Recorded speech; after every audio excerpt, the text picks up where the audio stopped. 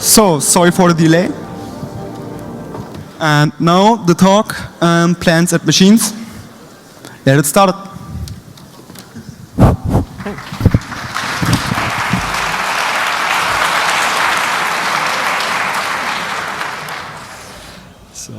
Thank you very much. We are very, very honored to be here.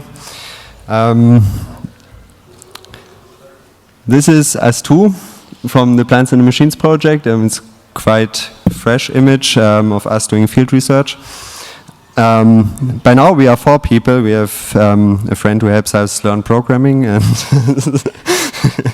another one who supports us with other critical issues. But it's actually this garden where everything started out about 1 year ago, a little bit more. And it was an equally dark and very, very sad and cold night when we came up with this question that how is it that everything in nature in this hemisphere sucks so badly at being green?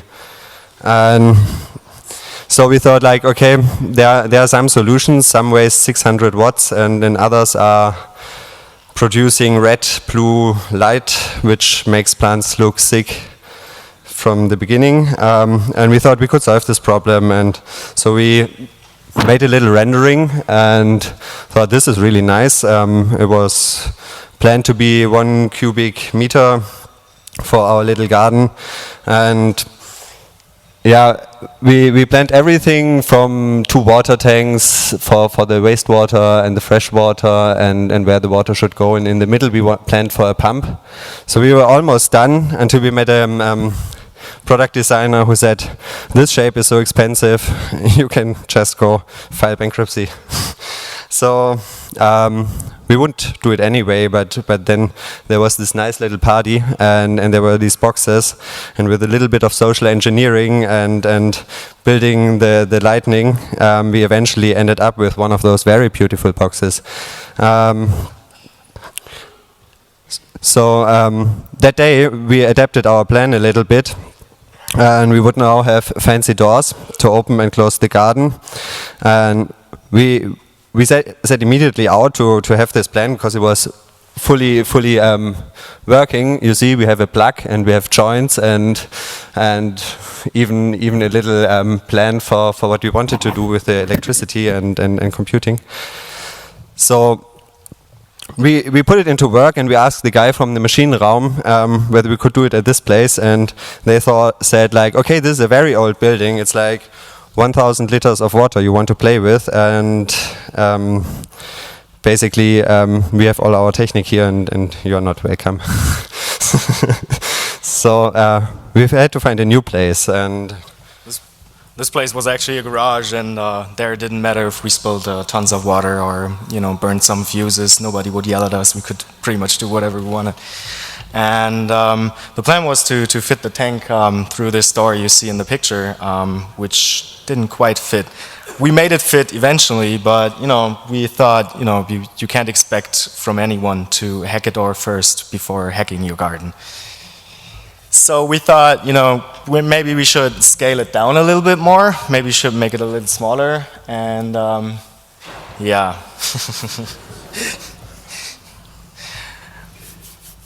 But then, about a year ago, I think it was the 24th of December, we went shopping and we got ourselves some heaters for the garage and some of the first boxes we used for prototype or for proof of concept. And of course, we bought some Christmas trees for our girls. So this is basically it. This is the first prototype or the proof of concept, and it consists of a water reservoir down here, the grow bed up here, and a top case covering it all.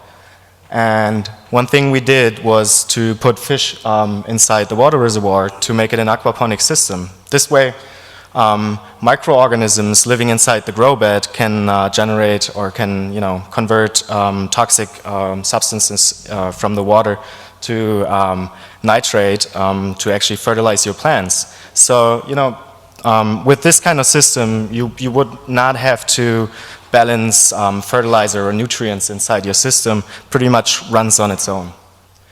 The system, the aquaponics system, contains a closed water loop. There's no water loss in this kind of systems, except that due to evaporation. So the water gets pumped up from the fish tank up to the grow bed. The microorganisms living there take care of the toxic substances, convert it to nitrate. Plants take up the nitrate and return the clean water down to the bottom, to the fish tank. This is pretty much our hardware stack for our first prototype. You can see here an Arduino that is connected to one sensor we had at this time, a temperature and a humidity sensor for above the grow bed, and is then connected to some relay boards that are switching a pump, a heater, a bubbler or aerator, and the light. The Arduino is then pretty much, or could be considered the autonomous nervous system of your garden, because it acts on its own.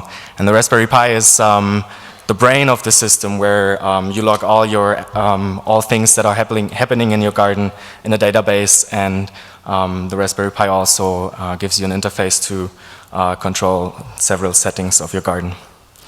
One little problem we had to solve was we need to make the Arduino aware of time, because we had some time essential or time critical events like switching lights on and off, or like the flood cycle for the system. And you could have just put a clock inside the Arduino, but we decided we would make this with software interrupts, where you actually use the microprocessor of the Arduino with its full, beautiful 16 megahertz to count up to a specific number that defines a certain time in in your system.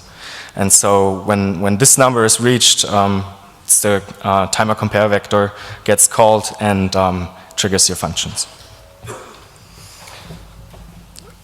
So we were done with our first proof of concept, and we thought, oh, this could really be a robot you have at home, and it's actually was really going very well. What we grew inside, we threw a lot of energy at the system. That's true, but therefore we got a lot of green. And one problem with our approach, because we wanted it to be so easy handleable, was if you look at the opening, this was the biggest opening you would get if you would be one person.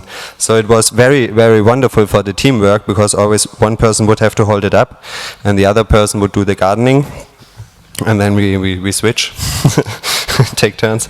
But eventually we really produced nice things, and now a few months ago, like real innovation takes time, we figured that with one zip tie you could just flip up the top and do this all alone. So we are quite happy with the system, and it really worked well. We had to do nothing. Yeah, we started with Kresse, then we grew tomatoes and radish and all this stuff. It was cute. But then we thought, like, oh, we can do this much better, because with more technique we can solve more problems. And so we came up with this plan of putting the bot back into botanics and making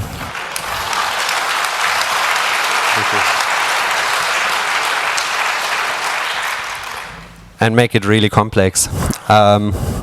So by not stacking it on top of each other, but by verticalizing the setup and giving the water reservoir its own Arduino and the plant part its own Arduino. The thing is, you can, with one such a water reservoir, you can in theory nourish many of those little plant boxes, and we wanted to see this happen. But before we wanted to put lots of technique inside, and we wanted basically to have a rack in the top, as you can see, that would measure the distance to the plants and then adjust. And so running the system felt really like printing food. So it would slowly go up, very, very slowly. We were not there when it happened. But yes, so but the rack had to be engineered, and we started to experiment with LEDs and storm making machines. So we put like really lots of ventilation systems inside, and the sensor you can see on the right hand side. There's the distance sensor, and then there's a light and humidity sensor, and so on. But if you really want to engineer a cute garden, you don't want your plants to miss out on all the kitsch of nature, and that's why we even added a humidifier and said, "Fuck it, this is really going to be pretty." It turned out this humidifier was way too much for our cables; it burned everything, but it was pretty for one. So, yeah. We made huge progresses, because from this system on, we never had to work together to feed our fish, which we were still doing every day by hand. And we added a pH sensor, because we wanted to find out more, and there are so many little places where you can tweak your system, like with the amount of oxygen you can make your fish fitter, or with less oxygen they swim higher. And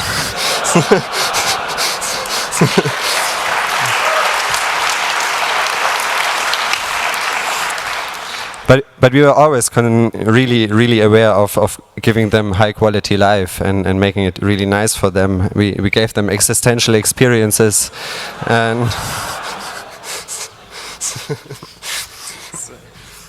one thing when designing such a system is you have to make sure everything is water and airtight. But because like the standard or normal connector sockets you would use to attach those solenoid valves, for example, are made out of metal, or made out of metal that is not stainless steel, there's some danger that you get toxic substances inside your system that will harm your fish, your microorganisms, your plants, and unfortunately, or could even harm you when you eat the fish or the plants later on.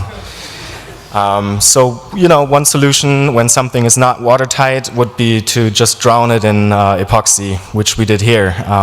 Of course, this is watertight now, or this was watertight, but if you run into a problem and had to switch some hardware, you would have corpses laying around in your system, because this middle one is cut out, it's not functioning anymore.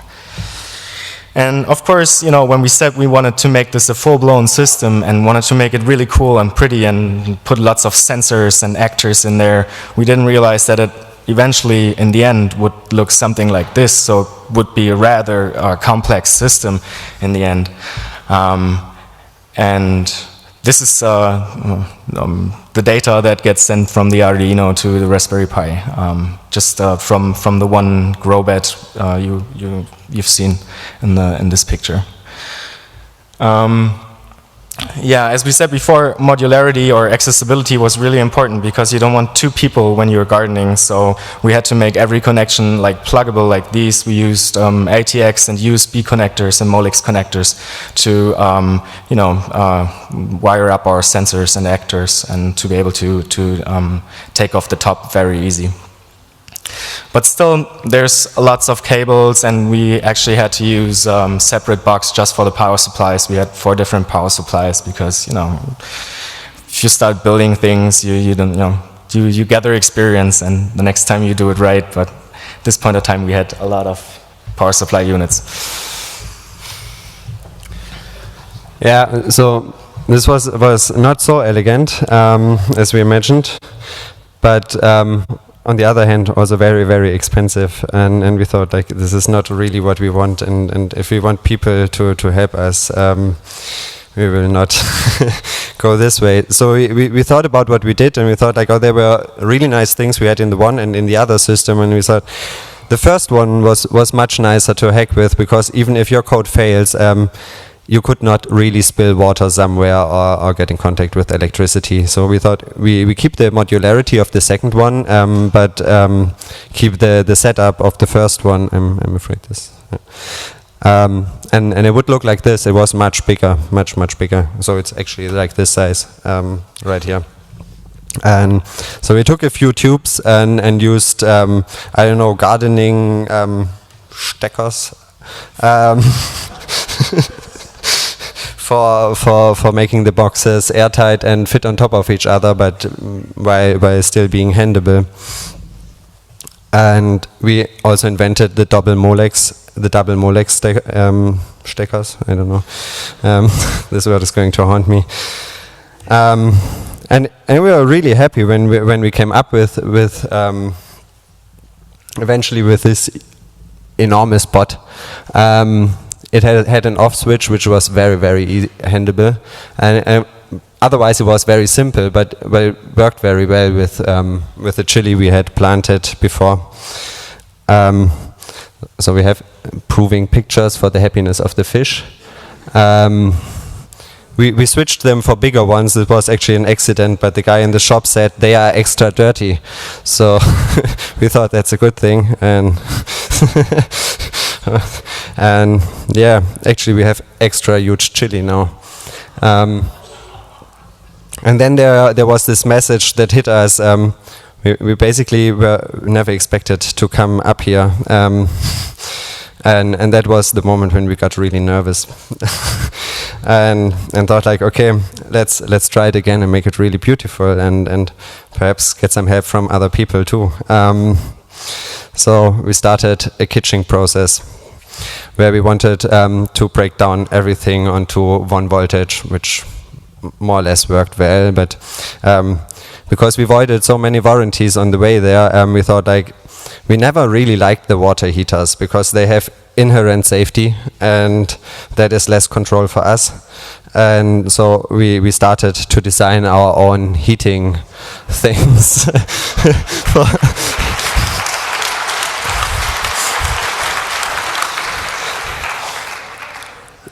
Which we would fill up with really lots of silicon, which was very expensive and not food safe either. So we thought we had to do it again. And would you like that? Yeah, so we done it again, and we pretty much stuck to the basic design of a heating element, which is resistive wire wrapped around a steel coil or metal coil. We put it into an aluminum pipe. We sealed it off with Subaru at the ends, and then put it into a plexiglass pipe, which are then capped by wooden caps. Yeah, and works quite nice. One thing we had to solve though was the feeding process of the fish, because well, we were still feeding our fish every day unless we forgot this. But and we made a really nice rendering of a fish feeder, and we thought about printing it out and rapid prototyping it. But when we calculated the cost for this, we said another bot, huh? It was another bot. So we decided to, just do it in one day. Do it with a small little box as a reservoir for the food. Have a little motor on the outside of the box, which has or is connected to a rod that rotates, takes away some food, and puts it into the fish tank. So in this bot we have automated feeding now. And of course the wiring too is a lot more organized. We used ATX, 24-pin ATX cables all the way. Everything is connected up to there. And the hardware stack stayed the same as in the prototype before. It's a little bit more complex. We're working on sorting things out right now. We're actually trying to design a Raspberry Pi board to get rid of the Arduino, and we're implementing a bus system for our sensors. So, yeah, but still. So we are very used to adapting rapidly. We wanted to give you a demo, but somehow we have issues. It's good that we are late. We don't have issues anymore. So this was the moment when we thought we need help, and we adapt again. And we found a friend who is basically in gaming, and he loves interfaces, and he really takes time to make code look nice and work stick. And so we try to corrupt him, because like we are poor students, and we thought like, okay, perhaps if we say he gets the spot, he would help us develop a really nice interface. So we would ask him up here and give you a little demo if he's in the room. Yeah, okay. How does it work? Yeah. Next. No. Hello. Hello, I'm Dex. I'm the guy. Yeah. This is my bot. And yeah, the guy said something about technical difficulties. I just fixed them right there, and I'm now switching to the browser and hopefully With the escape button. okay with the escape button. This is a Mac. I don't have a Mac. Yeah. So yeah. So okay. Okay, I can take it. Nee, Thank du hast kein Screen hinter dir. Ich habe So the demo is only for you. Yeah, okay, I can do the demo for myself. No, this is probably this button, I guess. Yeah, should be. If it stays on this side of the Go for it. Yes. Okay. So now I have the screen down there. All right. So the first things I got asked from the guys when they came to me was, how can we make this 3 boxes something you can love, something you really want to have as your gardener? And for this, we somehow needed a face for this thing. And as I'm still a programmer and not a designer, I made an ASCII face, which is now, for now, the face of the bot. And what we learned so far is, what I learned when I did some animation was that if you have a face, you need to make it blink, otherwise it's no face. So the first thing I did was write an ASCII bot class, which has nothing to do with the bot at all, but it makes a nice face. And it should, if everything works, show at some point. This is, the bot does its own AP for now, so it runs in backup mode and makes a small tiny ASCII face. And the first thing it asks you, what's your name? What's my name? So you can name it, then name yourself as the guy who built it, and then later on it's meant to guide you through the setup process to actually build the bot from the Arduino and what you got for now. For now, we have this and the prototype interface. So I'm switching back to the prototype interface. Did it blink? It didn't. Oh well. It will blink hopefully here. I can. Come on, be nice. Yeah, okay. This is this. And yeah, this is another iteration of this thing when I was just working for it. And this is the interface we have now. Usually there's a webcam picture, yes, a webcam picture where you can see what the cam is picking up and pointing down. And then, yeah, we have posted in manual override because it just started up and you don't want it to start spewing food out or whatever. So, how do we start with this? This is, we have to set a point. So for now we have the plant, which you can see here. But for now, we have the capsicum Chinese, which is actually inside the bot. You then can set reference values for each of the things, which will hopefully update here for a graph. So, for example, this capsicum Chinese needs a reference temperature of 30 degrees. So we can set the 30 degrees and pass it on. And the bot will try to then either heat or not heat the system to get to those 30 degrees Celsius. The same can be done for more stuff, like humidity is, if the fan spins up to get more air in, when we will find out if the humidity is a bit bigger, there's more humidity outside. So we will implement some feature where you can tell the bot the location and the latitude and longitude, and it will grab weather from it. And if it knows it's outside, you can either pump air in if you need more humidity, or out if you hope you can somehow solve this problem.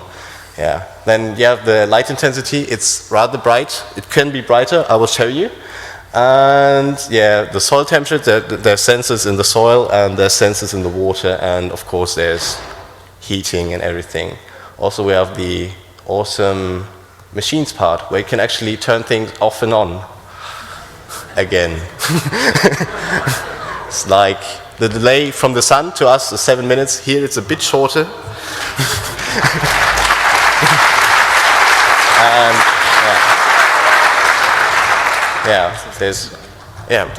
okay. Now we can also flood, which shows that we can pump the water from down here to up here. And at some point it hopefully stops because it reaches the water sensor. I'm guessing, I'm not pushing, look, Ma, no hands. And it stops. Yeah. From here, yeah. So this is what we have for now, and what I want to have is some kind of botnet where the bots can exchange information about how to grow the plants, and the actual people behind the gardeners can share recipes or how to do this. And for this, I will hand it back to what machine learning paths we actually want to have.